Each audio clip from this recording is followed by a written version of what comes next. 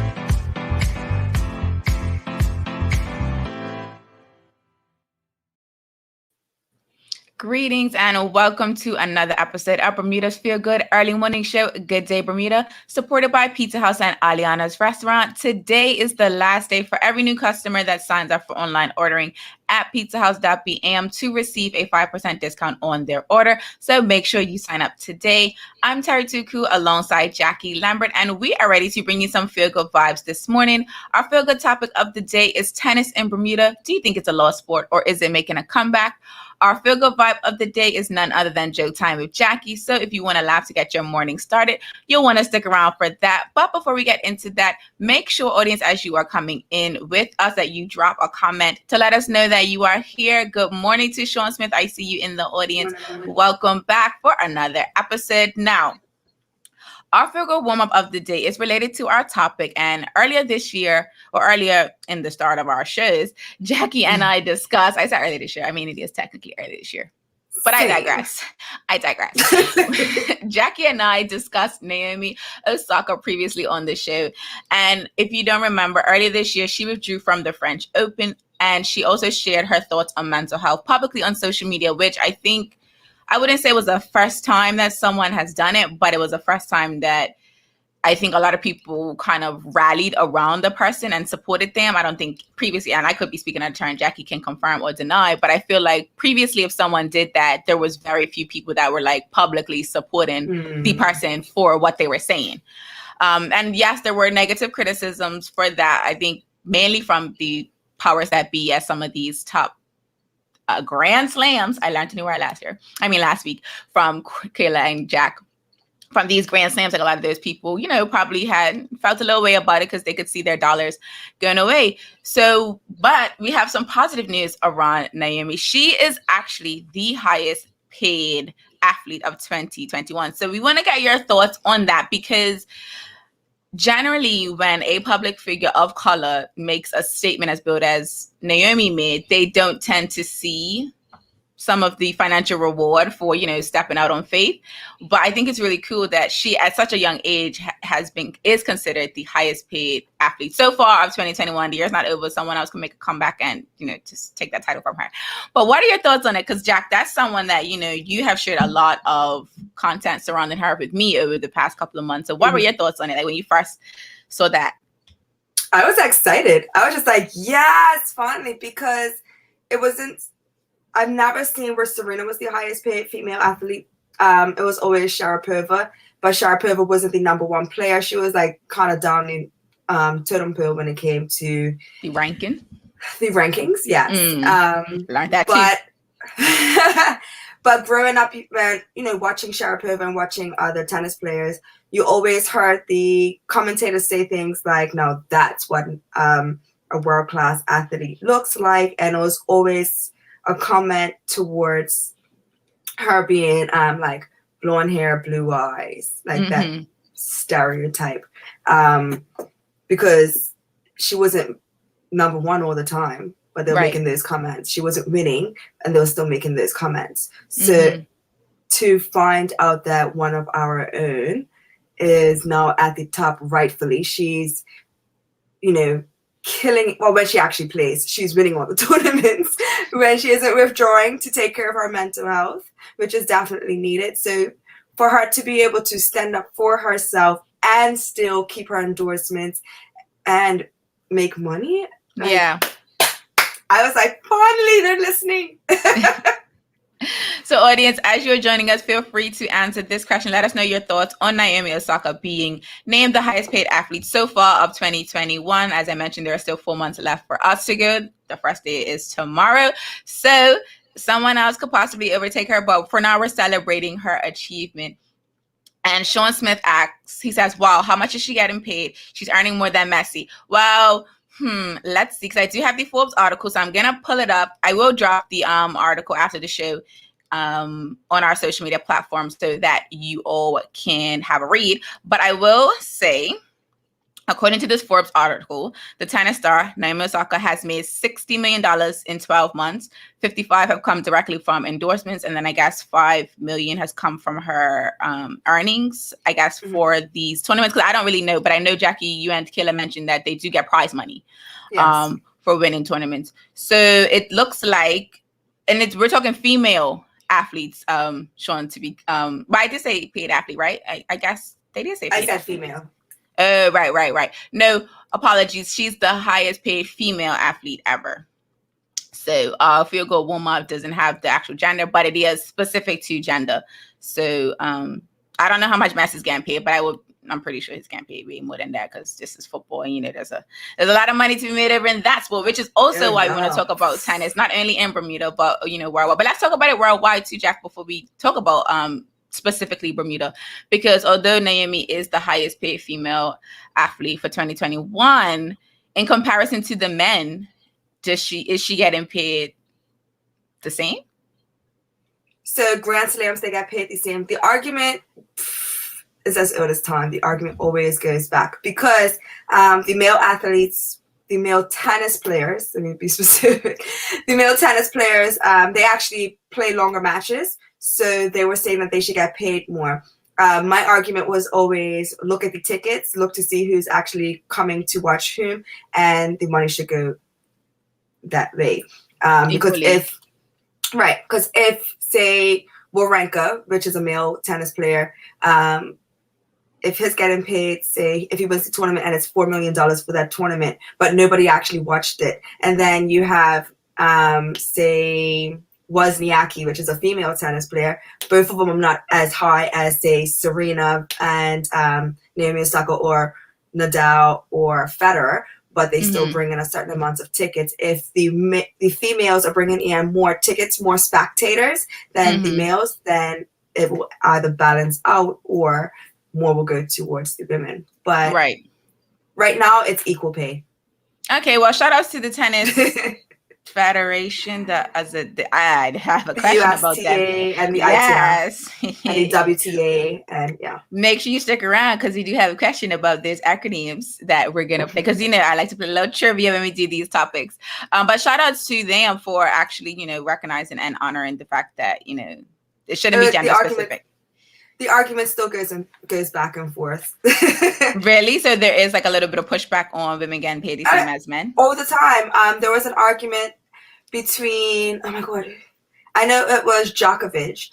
It was Djokovic, and it might have actually been Wozniacki, where they were fighting amongst themselves, but through the media. So it was very petty through interviews. Okay. Subliminal tweets. The media will be sitting there stirring the pot. So how do you feel about earning the same amount of money, but playing more matches and playing more sets than them, and they're winning this, getting the same amount of winnings, right, and earnings. So because the guys in Grand Slams, they'll play 3 out of 5 sets. Okay. So best of 5 sets, and women will play 2 out of 3 sets. So you can either win 2 straight sets or 3 straight sets, or it will be split set, play an extra set for the women. And then if it's split 2 sets, you play an extra of the set as a tiebreaker. So before we move on, audience, do let us know, what are your thoughts on Naomi Osaka being named the highest paid athlete so far of 2021? Why is it that women play less sets? Like, why don't they play 5 sets? Like, is there like a reason?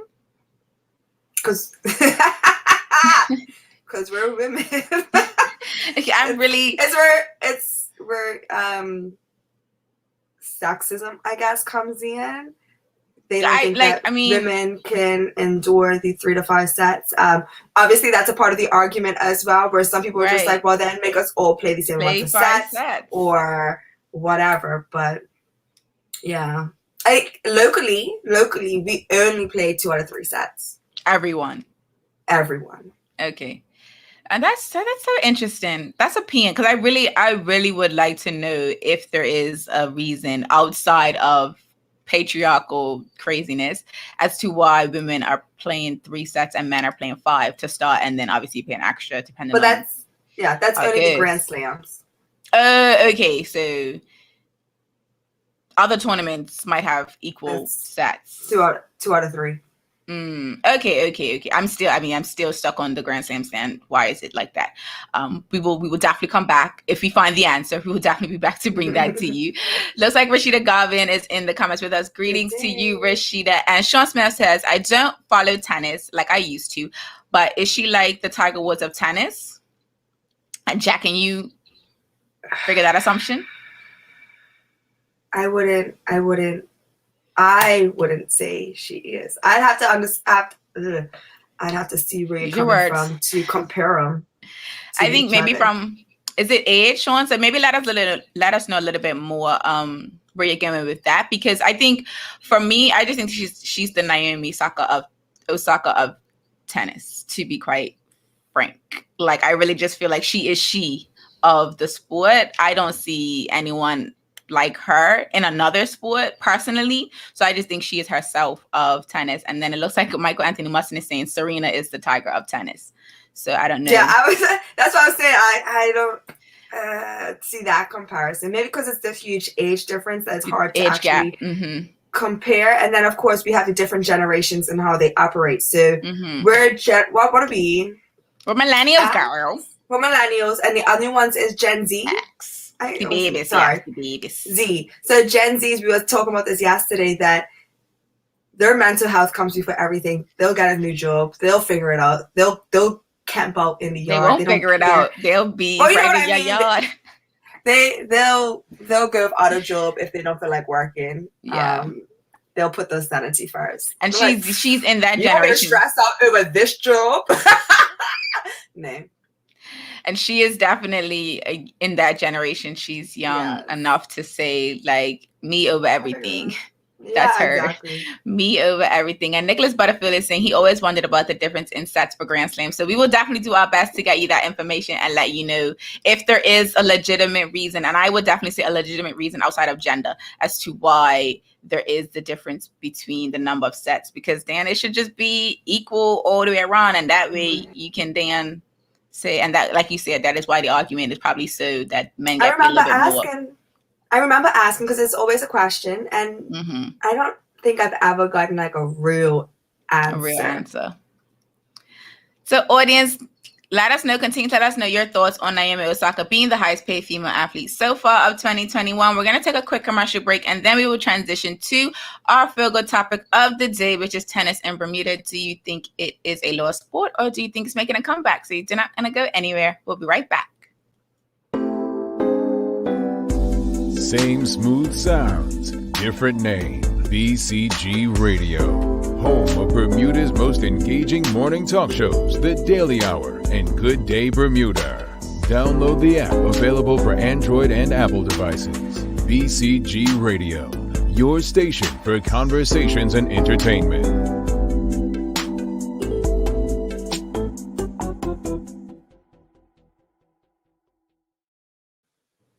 Welcome back to Good Day Bermuda, supported by Pizza House and Aliana's Restaurant. Do remember that today is the last day for you to sign up for online ordering at pizzahouse.bm to receive that 5% discount on your order. So make sure you get it done before the end of today. I'm Terri Tuku alongside Jackie Lambert. And if you're just joining us, our feel-good topic of the day is tennis in Bermuda. Is it a lost sport, or is it making a comeback? We do want to remind you, if you are watching over there on Facebook, make sure you give us a reaction. To those of you over there on YouTube, make sure you hit that like button. And to all of our tweets over there on Twitter, make sure you run up those hearts. Now, the good topic of the day is tennis in Bermuda. Last week, Friday, we talked with Kayla Cross of Cross Court Tennis Academy. I was like, I know there's two more words. Cross Court Tennis Academy. And we definitely spoke about, both Jacky and Kayla's passion for the sport. And so we definitely wanted to get the audience to share their comments as well, because there was a lot of support for both yourself and Kayla last week. But we didn't really dive into folks' opinion on, the sport itself. Like, do you think it's making a comeback? So that's what we want to ask you today. But we got to get you guys warmed up. We got to get you guys to answer some trivia questions before we dive into that particular piece. So the first trivia question we have is, what was the original shape of the tennis court? Jacky can obviously not answer this question because she will absolutely get it right. Like, we're not even playing that game. But we do want to get you audience to let us know, what do you think the original shape of the tennis court was, if you don't know. And you got to keep in mind, back in the day, how things were done. That's like the only clue I'm going to give you. But while the audience is answering that question, Jack, from your perspective, do you see tennis making a comeback? Absolutely. I think everything has a trend phase. So today is tennis, tomorrow is golf. Like, for example, with the pandemic, nobody could play team sports, which is football, cricket, field hockey, all that stuff. They couldn't play it. But they were able to go and play golf by themselves on the golf course. They'll be able to play with their household in tennis. But, of course, we couldn't teach tennis for the longest while, but because it was a social distance sport and people wanted to get active, everybody started to pick up a racket, and then they realized, wait, this is actually fun. This isn't as hard as I thought it was. And people also try to connect it with being expensive and not realizing that it's actually cheaper than you think. And some of the other sports, yeah. And a lot of people are nervous to ask those questions, like, how much does it cost? And obviously, if one person is too expensive, there are other coaches that are cheaper. So people are finding that group sessions are fun and they're cheap, and it's built camaraderie within your group, and they love it. Like, I have one group that comes on Mondays, and they put up a Twitter poll to find out what they should call their group for tennis for Mondays, because it was Tennis Tuesdays. But now they're like, do we call it? Do we call it Miss Hit Mondays, Match Point Mondays? So they had a whole poll going. And I love it. Who did this again? Yeah. Who said that? That was Antoine Williams and Beijing. Yeah. So wicked. We're gonna do something like that. I love that. Tennis Tuesday. That's the thing. Now this what's Mismatch Monday? You said? No, Miss Hit Monday or Match Point Miss Monday. Hit. Got you. So we have some responses to our question on the screen, which is, what shape was the original tennis court? It looks like Rashida Garvin is saying square, and so is Nicholas Butterfield. I hate to burst both of your bubbles. That is not the correct answer. It was actually an hourglass shape. So at the base, it was 30 feet wide, and at the net, it was 24 feet wide. So technically speaking, it's not, the round hourglass, but it's an hourglass nonetheless. Jacky, I know you say you knew some of this information obviously beforehand, but like, could you see yourself playing on what would be considered an hourglass court? Like, visualizing that, like, what does that look like to you? Like, because I'm thinking like an hourglass, I'm like, that looks kind of like weird. Like, how do I know the outs? Like, am I gonna is my ball gonna be out more because of that? I feel like so on the baseline, it's still the same width. So if you're hitting your angles like cross court, which is predominantly how you'd play, a lot of people would hit the longer angles. So most people would hit cross court in a point anyway. And even if you're hitting down the line, the length between baseline to baseline is still the same. It's just at the net, it comes in. Right. So as weird as it would look, I think I'd still do pretty well, because I like to play baseline to baseline sometimes. Okay. And then even if you're at the net, that's less court to actually fully cover, because mentally you're thinking differently. Got you. I think it'll be fun. I want to try it. Maybe we'll bring the hourglass court shape back. Maybe that'll make a comeback too. I'm not really sure. Yeah. We have some comments coming here. So Nick, it looks like Rashida Garvin was saying that tennis is making a comeback, and also Nicholas was saying comeback. He also used the tennis emoji. Shout out to you for finding that emoji. He plays tennis, so that's probably like right there. Probably got it in his little emojis recently used. So Michael Anthony Musson is saying there's no reason other than tradition for men to be playing 5 sets. I would not be surprised if that was the reason. Like, it's just always been this way. It's just a macho thing. It's just always been this way. And so I saw some questions from Sean Smith, which I saw the audience had responded to, but I wanted to bring it in for us to kind of look at Jack. So he said, in response to us asking, like, why are you comparing Naomi to Tiger? He asked, is she inspiring more young people to take up the sport of tennis? Is she getting more eyeballs watching tennis? Is she continuing the breaking of barriers in tennis for minorities? And most people said yes to that. Would you agree? Yes, absolutely. And I think it's amazing that she's doing it, because that's what Venus and Serena were doing. And for her to have them as her inspiration and then carry it through, versus just saying, oh, well, they're still around, they can carry it. Like, but she's not even doing it. I don't know if she's doing it like purposefully, or that's just who she is, and she's just like, look, it's happening. Right. I think it might be a little bit of both, but you know, her statement when they were, what was it?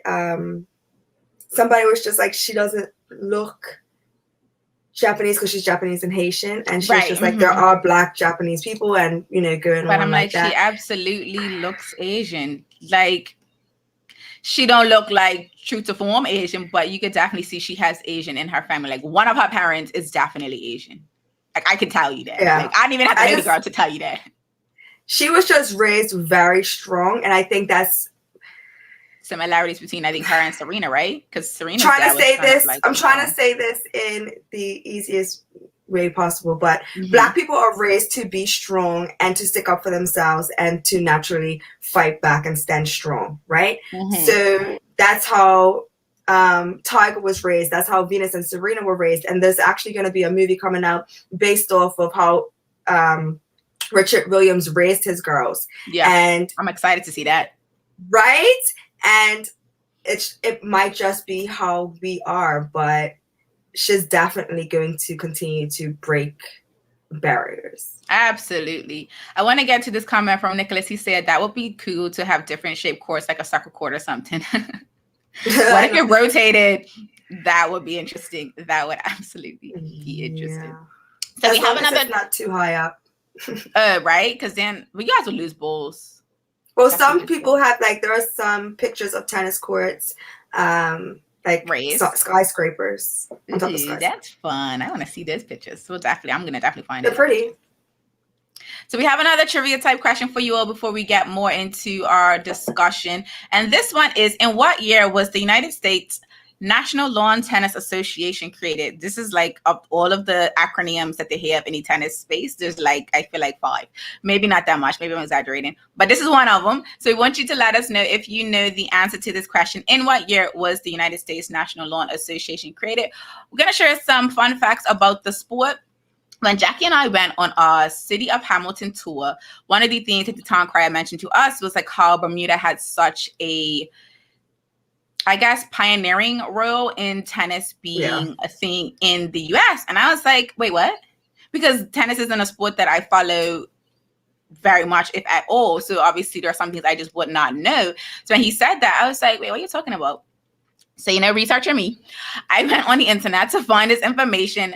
And according to the International Tennis Hall of Fame, Mary Ewing, Otterbury, she was born in Florida to Bermudian parents. She first came across the game while she was visiting her family here in 1874. And then she actually ended up setting up the country, the US, their first tennis court on the grounds of the Staten Island Cricket and Baseball Club, which I was like, wait a minute. So you mean to tell me the reason why the US has the US Open is because of us and we ain't getting no kind of kickback? We ain't getting no something. And now we're basically lead sponsors. Right? Like, I'm super excited. I was like, when I found that out, I was like, look at Bermuda just spreading our little soap all over our world, and we ain't getting a little something. We ain't getting a little kickback. We ain't getting a little of Bermudian Mary Otterbridge. When I saw the last name of that, I was like, yeah, that's a Bermudian last name if I ever seen one. If I ever see one. So it looks like Rashida was actually saying that in the comments as well. She was saying British Army officials taught her how to, and she goes on to say, play tennis. I know typos, they get you. Play tennis in Bermuda and took it to the US. Absolutely. And look, Nicholas is saying rooftop courts. Do they have this or no? Like, is that something they don't have, or? I've never actually played on one or witnessed one, but there's an Instagram page that I follow that is just like unique tennis courts around the world, and there are some beautiful views of some, and then some are on top of buildings. Got you. I'm really interested now. You gotta send me that Instagram account so I can like follow them or see a little something. I don't think the ones on top of the building are what's the word I'm looking for? Let's just say logical, safe. Because the way we play, like sometimes we're almost in the spectators' laps trying to get two balls, and I would probably just stick to the net and do like volley to volley. Gotcha. Nicholas says they actually do have them, so yeah, I guess those things exist, and I guess to your point, yeah. I would just be a little nervous as a spectator if to watch a tennis game up there. I'm like, yo, are we safe? Are they safe? Is everyone safe? I'd have to play with like a parachute on me just in case. Just in case I make it ever too far to the end. Yeah. Like, so we have some. Bye, guys. Game over. Game, set, match. That one I do know, guys. That one I do know. So we have some answers to our question. So Rashida Garvin is saying 1871. Michael Anthony Musson is saying 1881. Nicholas Butterfield is saying 1882. And then Sean Smith is giving us a roundabout guess of 1800s. Yeah, Sean Smith, it is in the 1800s. Michael actually got it correct. It is 1881, which for me, that was a fun fact for me, 2 occasions, because my school was founded that year as well. So I'm like, haha, I will now be able to forever remember in what year this thing was created. Because otherwise, I would have been like 1881. Who cares about that year? But I have reasons. Now. So one question I want to get to the audience. We did kind of talk about this before. Obviously, we asked you, do you think it's making a comeback? But the first thing we really want to ask, like, do you think it is a lost sport? Like, outside of it making its comeback, like, do you think over time it became a sport that, like, Bermudians just didn't really think about?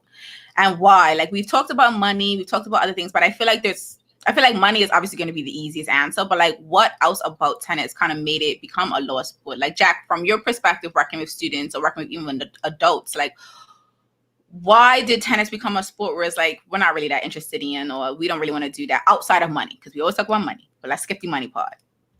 It's not that they're not interested in it, you know, a lot of them just don't have access to it. So we have it used to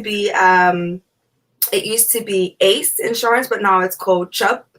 They actually, along with the BLTA, started a skill program and school initiative program. So what happens is they were sponsoring the equipment, and some of the coaches, you know, they didn't pay much, but enough for us to be able to go into these schools and introduce tennis at all ages, so that everybody was able to experience tennis. And the excitement is insane. So I would be there, like some kids wouldn't even know that they're having tennis for gym until they come into the gymnasium and they see the tennis net set up and the rackets laid out and the balls laid out, and they're like, we're playing tennis, guys, you get to play tennis, Coach Lambert's back, and they're super excited because they don't get to play it anywhere else. And for example, I went to dinner at Albo, and one of the teachers that I usually go to, Southampton Glebe, his name is Gabe Wilkinson, actually came up to me. He was just like, all last year when we were in school, all my kids kept asking for is, when is Coach Lambert coming back, because we want to play tennis? So when can you come back? And I was just like, it's not me, it's government, and there are restrictions. Like, I can't come into the school, and even over at Victor Scott. So I got into some of these schools that are, they're known to be the troubled schools, I guess you can say. Harder to deal with students and stuff. So of course they have the stigma for Elliot and Victor Scott. And I went in there, and I still don't understand why they have that stigma, because the kids were easy for me to work with because they wanted to play tennis. They had fun, and they're playing king, queen, the court. They're playing mini matches. And if I could be at that school all day, every day teaching tennis, the kids would be thrilled. They didn't want me to leave. Like, I'm riding in during their recess, and all the kids are running off the field, grabbing the equipment out my car and setting it up. And I'm like, but it's not even your class today. They're just like, but if we set it up, we still have 5 minutes left of recess. So that means we can play. They're like, hurry up, set this up. Set up. I'm like, go for it. So I don't think it's a lost sport. I just think that some people don't have access to it, and some people don't even have the support in the family unit for their child to get to and from tennis, because everybody is working. So it comes back to, I don't know if everybody follows Jamal Hartman on Twitter, but he said, we don't need financial assistance, we need financial freedom. And I think it comes back, everything's a ripple effect. If they can't afford cost of living, then they have to work more hours. And if they have to work more hours, then they can't expose their children to certain things or make sure that they're able to get to stuff. So the easiest thing is to say do after school program and play football. But I know a lot of the coaches are trying to work together with the communities to try to find ways to get the children to and from tennis after school. We try to do after school programs. It's just... So I see we have a number of comments coming in, so I want to get to this. So it looks like Nicholas is letting us know that there's one on top of one of those hotels in Dubai. So we're talking about rooftop tennis courts if you're just joining us. And so Michael let us know that he cheated. He's been employed by them. That doesn't matter. We didn't have to know your source as long as you got the answer, and that's what mattered. So in response, he's like, I just want to let you guys know this wasn't a fair play. It's fine. It was fair because you knew the answer. So in answer to our question, Nicholas says he feels like tennis has just always been a stepchild. I don't know if cricket or football gets pushed more. They do. Like it's very clear. It's a part of the curriculum in schools. Tennis isn't. We've actually talked to some of the people that help set up the curriculum in schools to try and get tennis put on the agenda, and it's hard. It's a lot of work. It's a lot of pushback because they don't see it. But that's why we have sponsors like Chubb to help push these programs. And then, of course, you have the International Tennis Federation and the BLTA that are sponsoring the equipment to go into these schools. But it's coming back. It's not a lost sport. It's not. It's just, it just needs a little bit more media and marketing out there, because a lot of people play. You'll be surprised at how many people play. I know a lot of people that have. Wait, Jack, before you go on, I actually want to go to Michael's comment, because one of the things he says is still considered a white sport, and I definitely think that is the case. Like, even though there are a lot of, there's Naomi Osaka, there's Serena, there's a lot of other Black athletes in the sport, it's still a majority white sport. So then it does become one of those things. It becomes one of those things. If you don't see yourself in the sport, you're not gonna, go out and actively seek it. You see yourself in football, you see yourself in cricket, because national team in Bermuda is also all Black players. And then you even look at Nikki Wells going overseas, you see a Johnny Birch, you see all these players playing even overseas. They're able to make it to even Dante Labrock. They're making it to other stages. So you can see, while I see myself in these sports, of course I'm going to go to this sports. I don't see myself in tennis. So why am I going to go to play tennis? And it's equally expensive to go pro. Exactly. I feel like that's why I wanted to take the money part out of it, because I'm like, all sports, anything you do can be expensive. So that's kind of like it might not even be an issue. So one thing Sean Smith asks how many courts are left in Bermuda. He remembers playing at South Peak in his younger days. They did still have a tennis court. So South Peak still exists at the moment. Mender's Tennis Management is actually there. I'm not sure how much longer the facility is going to be there. And then you have the National Tennis Stadium at Bernards Park. You have Grotto Bay that has courts. You have courts at Tucker's Point. He's saying he knows of places like Elbow, Bernards Park. What's the one on Harbor Road, which is close to Berlin? Okay, yeah. What are the others? So you were talking about Commander Gate. Yeah. So there are enough courts. I don't feel like we have a lack of courts. I feel like Jackie said, there might be a lack of conversation and marketing around tennis to show that it is just as viable of a sport to get into as a football, as a cricket. And then it also looks like Nicholas is asking, so is tennis more expensive of a sport than football or other sports that they have easier access to? And I honestly don't think it is. I think because the attention has been put on football and cricket, we are funneling money to it because we've been putting attention to it. But if, like Jackie said, even if it was a part of the curriculum, if they were just exposed to it in the school system, then they can make an informed decision to say, well, maybe I want to play tennis instead of football or cricket, or maybe I'm better at tennis that I can get a scholarship to go to school if I play tennis. Like, I think just having, like you said, that access to that would be great. So we have a couple comments before we get into our feel good. Well, we're gonna have a commercial break before we get into our feel good vibe of the day. Michael is not letting me live this down. We have a date. So he's asking. He's got to go in a minute. But all this talk about tennis, and he has to ask again. When are we getting Terri on the tennis court? Hashtag Too Cool Tennis. It's coming at the end of this month.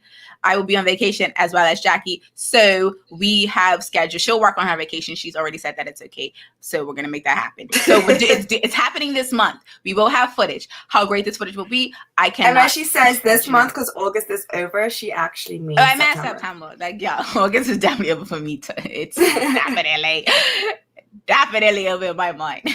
And then so Nicholas is actually giving us a list of the tennis courts at Cambridge, Breeches, Port Royal, Ella Beach, New Stay at the Tennis Stadium, obviously Coral Beach, Amity House. Amity House, South P, Pomander Gate, Grotto Bay, Tuckers, and more. So there are plenty of places for us to get our children onto the tennis court. So it's just a matter of us doing our part and letting them know that, you have this option.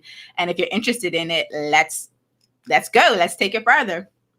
He said, Nicholas is saying Jackie and I versus you two. So I'm guessing Michael and I are going to team and Jackie and Nicholas will be in a team. That's not fair. I think it should be, it actually should be Battle of the Sexes. So I'll carry Terri, and then she will absolutely carry me. She will absolutely carry me. When she says carry, it's a verb that she means with her. I'm just gonna be like, duck, slide, duck, move. Mine. I will absolutely. It'll be all Jackie. So I'm like, Jackie, that's yours. Jackie. I've done it before. It's okay. That's exactly what we're gonna have. He said, Michael said he'll carry Mike. I mean, Nicholas, excuse me, said he'll carry Mike. Agreed. So we're going to take a quick commercial break, and then we'll be right back with our feel good vibe of the day. And as I mentioned, it's joke time with Jackie. So if you want to laugh before you get your day started, do not go anywhere. Same smooth sounds, different name. BCG Radio, home of Bermuda's most engaging morning talk shows, The Daily Hour and Good Day Bermuda. Download the app, available for Android and Apple devices. BCG Radio, your station for conversations and entertainment.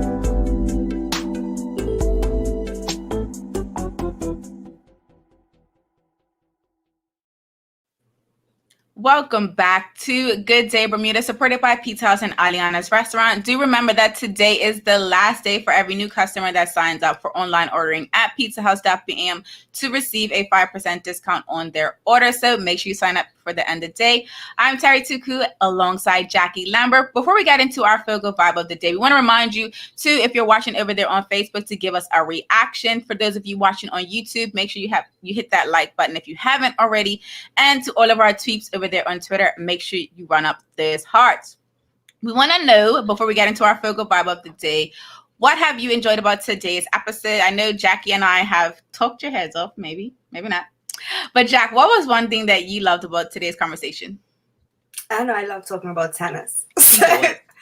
All of it. I feel like this wasn't even enough time. I mean, it wasn't. And I feel like Tennis Tuesdays might become a vibe. We might do something with tennis every month, every week, or something like that. Because I definitely feel like the more we talk about it, the more we see that the audience is actually interested in not only the sport, but just having a conversation around it, the more we can get people interested and involved in the sport. So I definitely feel like Tennis Tuesdays, something's going to happen around tennis and Tuesdays. We ain't sure yet. If you have ideas, let us know in the comments. And I noticed that someone had mentioned previously, I want to go back to it, that Bermuda Tourism is a sponsor of the US Open. And spoiler alert, next week, Wednesday, we will have the CEO of the BTA on to talk about that sponsorship, as well as tennis in Bermuda, what the tourism authority has got going on. So we definitely want to encourage you to watch next week, Wednesday's episode, because we will be going even more into this conversation around the sports. So Jackie, I will give you my takeaway from today's show before we get into the feel good vibe. And I think mine for me was definitely realizing that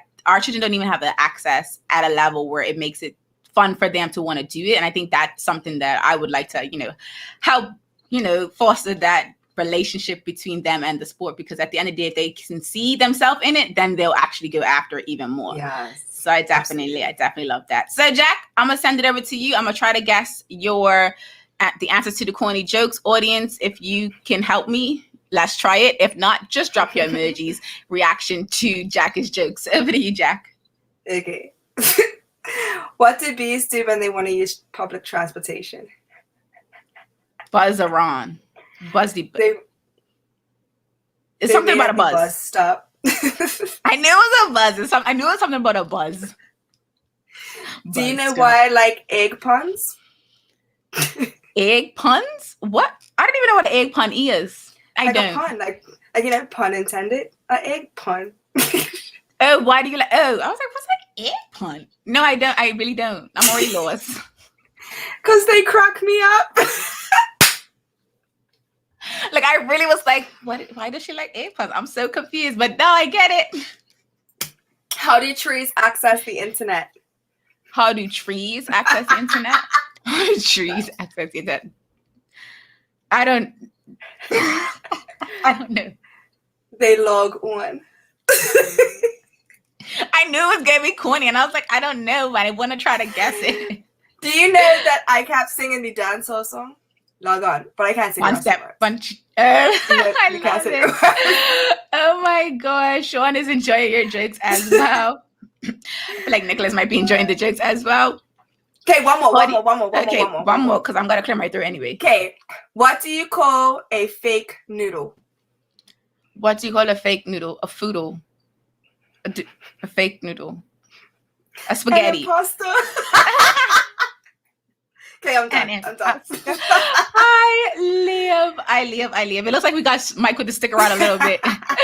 I love it. As always, we hope that today's Fogo Vibe has you ready to make it a great one. Thank you so much for watching this episode of Good Day Bermuda, supported by Pizza House and Aliana's Restaurant. I'm Terri Tuku alongside Jackie Lambert. We trust we'll see you tomorrow for another Fogo conversation with Dante Cooper, the Vice President of the Bermuda Union of Teachers. Until the next episode, peace and have a good day, Bermuda.